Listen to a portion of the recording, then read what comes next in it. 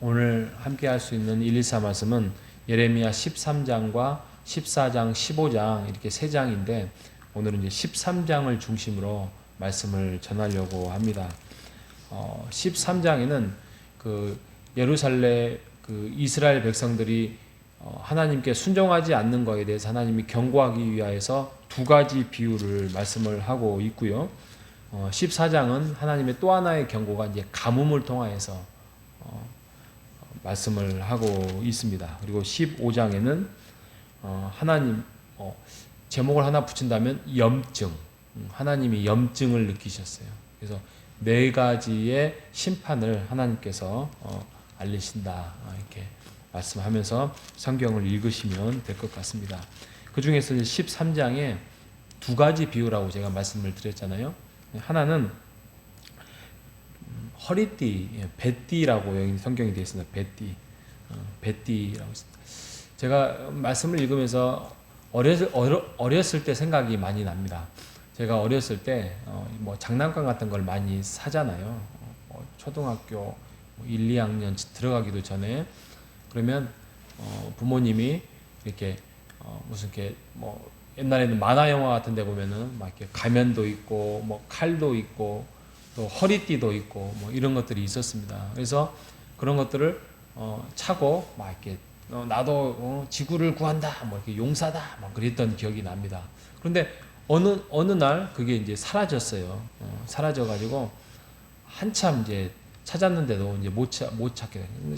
세월이 많이 지났죠. 세월이 지났는데 나중에 이제 이사를 하게 될 때 보니까 어디 장롱 뒤편에서 이렇게 하게 됐어요. 근데 이제 허리띠를 찾는데 안 찾지죠. 안 찾이고 또 다 이제 쓸모가 없는 거죠. 이게 더 이상 제가 이제 장성을 해가지고 쓸모가 없는 그때는 보물이었고 그때는 정말 최고의 저한테는 기쁨이었는데 이게 세월이 지나니까 다 무용지물이 됐던 그런 기억이 나는데 오늘 13장에 뭐 비슷한 비유는 아니겠지만 이 하나님께서 이스라엘 백성들을 심판에 대한 어떤 메시지를 전하기 위하여서 이 지금 예레미야에게 말씀을 합니다. 뱃띠를 너는 구해가지고 그 뱃띠를 바위 틈에 감춰라. 감추고 난 다음에 몇 날 며칠을 지나고 딱 그 띠를 가져오니까 그 띠가 다 썩어버렸어요. 다 썩어서 사용하셨어요. 그 당시에 왜 뱃띠 비유가 나오냐면 그 당시에 뭐 아까도 제가 이 비유에서 말씀드린 그 뱃띠라는 것이 그 예를 들면 조선시대 그 띠 있잖아요. 그 띠가 보면은 그 자리마다 다르고 또 지위마다 다르고 그 띠가 뭔가 좀 이렇게 색깔이 다르면 더 높은 사람 뭐 이런 것처럼 그 당시에도 그 띠가 그 사람의 생활 수준이나 어떤 형편들 그래서 이 사람의 신분을 과시했다고 합니다. 그래서 그 띠로 인하여서 굉장히 자신을 이렇게 영광스럽게 하고 또 자신의 어떤 이렇게 어깨에 힘이 들어갈 수 있는 이제 그런 상황이었는데 그 소중한 것들을 하나님께서 신호를 통하여서 너희가 이렇게 감췄다가 바위 틈에서 뺐더니 다 썩었어요. 그러니까 그 정도로 소중하고 귀하고 영광스러웠던 것들을 썩게 하는 것처럼 너희들이 지금 취하고 있는 모든 것들을 하나님께서 다 감추고 또 이렇게 썩게 할 것이다라는 메시지를 보내기 위해서 지금 예레미야를 통해서 뱃띠 비유가 들어가고요. 그다음에 두 번째로는 12절에서 13장 12절에서부터 14장까지가 이제 포도주, 가죽 부대에 들어있는 포도주입니다. 그러니까 그 포도주 안에 그 가죽 부대 안에는 포도주가 가득 찼어요.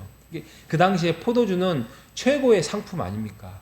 그래서 포도주가 만약에 농사가 잘 됐어요. 그러면 그 해는 굉장히 하나님이 주신 은혜와 풍성함과 부유함과 기쁨이 넘치는 그 해지요. 그런데 이 포도주로 인하여서 사람들이 이제 흥청망청, 또 교만함, 술 취함 이런 것들을 하게 돼요. 그러니까 많이 가지고 있다고 해서 그것이 너희들이 행복하고 즐겁고 그러지 않는다는 거죠. 너희들이 그것으로 인하여서 그 가죽 부대에 들어있는 가득 찬 이 포도주로 인하여서 너희들은 방탕할 것이고 또 낭비함으로써 너희들은 부패와 타락으로 갈 것이다. 그리고 너희들은 결국에는 그런 타락이 바로 가나안 문화의 우상 숭배라는 것이죠. 이 두 가지 비유, 벳디와 이 가죽 부대의 포도주의 비유를 통하여서 우리가 곰곰이 생각해 볼 게 뭐냐면, 우리가 지금 현재 가지고 있는 것이 넉넉하다고 해서, 또 반대로 이게 넉넉하지는 않지만 나에게 아무 일이 생기지 않는다고 해서 하나님이 내가 지금 하고 있는 행동이나 내가 하고 있는 거에 대해서 다 흡족해 하시구나, 이렇게 생각하시면 안 된다는 거죠. 우리가 늘 말씀을 통하여서, 우리가 주님의 은혜를 통하여서 그것을 하나님이 기다려주시고 또 하나님께서 우리를 인내하시고 보호하고 계신다는 그런 차원에서 본다면, 우리가 다시 한번 우리가 하나님의 말씀 속에서 내 자신을 거울 삼아 돌아볼 필요가 있습니다. 내가 혹시 하나님의 영광보다는 나의 영광 속에서 교만함과 또 잘못된 길을 가고 있지는 않는가. 내가 그냥 아무 일도 생기지 않는다고 해서 내가 하나님한테 신앙생활 잘하고 있구나, 그리고 반대로 나에게 고난이 생겼다고 해서 하나님이 나를 바라고 있구나, 이렇게 생각해서는 안 된다는 거죠. 그런 이분법적으로 생각하지 않는. 예를 좀 반대로 나에게 일어나는 박해들이 있어요. 고난이 있어요. 그런데 성경은 항상 말합니다. 그런 박해와 고난은 항상 영적 향상의 필수 요건이다 라는 것이죠. 그리고 내가 잘 나간다고 해서 가장 높고 울창한 나무가 번개를 제일 많이 맞습니다. 그죠? 그러니까 우리가 늘 그거에 대해서 우리가 교만할 이유가 없어요. 내가 부유하다고 해서, 내가 가난하다고 해서, 내가 형편이 힘들다고 해서 그럴 필요가 없습니다. 우리의 언제나 바로미터는 바로 성경에 있다는 사실입니다. 우리가 그 성경의 말씀을 붙잡고 우리 오늘 하루도 하나님 앞에 귀 기울이면서 늘 음성을 듣고 살아가야 할 것입니다. 아무리 지금 예레미야가 외쳐요. 너희들 경고하고 지금 외치는데 그들은 듣지 않아요. 첫째, 예레미야를 지금 선지자로 생각을 하지 않아요. 왜냐하면 자기가 듣기 좋은 말을 하지 않기 때문에. 자기에게 듣기 좋은 말을 해야 되는데 듣기 좋은 말을 하지 않기 때문에 너는 거짓 선지자, 이렇게 지금 배척하고 있는 거예요. 근데 참 선지자가 지금 여기에 있는데, 하나님이 세운 것이 있는데, 우리가 성경을 볼 때 우리가 좋은 말씀만 찾아가서 읽은다고 해서 우리에게 유익이 됩니까? 아닙니다. 우리가 말씀을 통하여서, 또 설교를 통하여서, 성경을 통하여서 우리가 오늘도 하나님이 나에게 무슨 말씀을 하시는지에서 늘 귀 기울임이 필요합니다. 그 귀 기울임을 통하여서 하나님의 경고도 들을 수도 있어야 되고, 또 나의 잘못된 죄악을 발견할 수도 있어야 되고, 또 내가 잘하고 있는 것에서 위로도 받아야 되고, 이래야 됩니다.